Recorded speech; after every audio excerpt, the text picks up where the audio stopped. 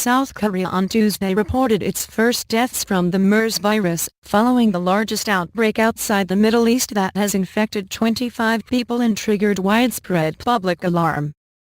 A 58-year-old woman died of acute respiratory failure on Monday and tests later came back positive for MERS, Middle East Respiratory Syndrome, the health ministry said. The other victim was a 71-year-old man who was confirmed to have the virus several days ago and who died on Tuesday. Previously, the only other fatal MERS case in Asia was a man who died in Malaysia in April 2014. 6 more South Koreans were diagnosed with the MERS virus Monday night, the ministry said, bringing the total number of people infected to 25, including the 2 deceased.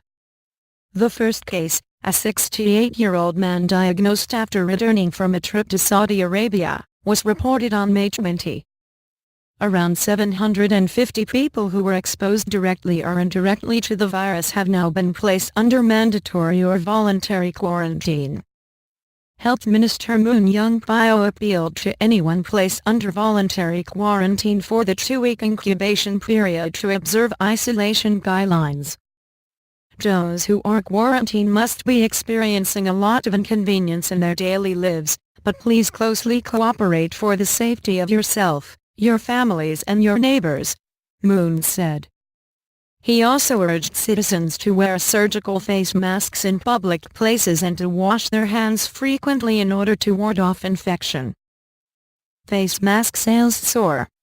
The outbreak has been met with growing public alarm and online retailers reported a 700% surge in sales of face masks over the weekend.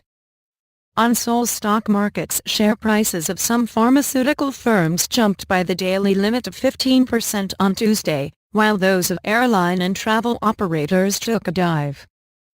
Concerns will be further fueled by the health ministry's announcement that 2 of the new cases involved tertiary infections.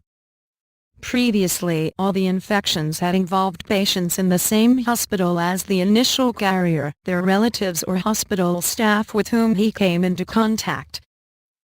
"We are tracking down additional cases of tertiary infection, with the possibility of more new infections in mind," said Kwon Jung-wook, a senior health ministry official leading an emergency task force team. More are expected to be quarantined or put under observation, Kwon said, adding that some 240 people had been banned from traveling overseas. 3 patients are currently in critical condition, he added.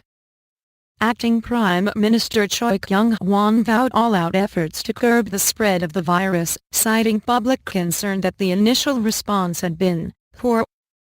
"We should use all our national resources to alleviate public concerns," he said.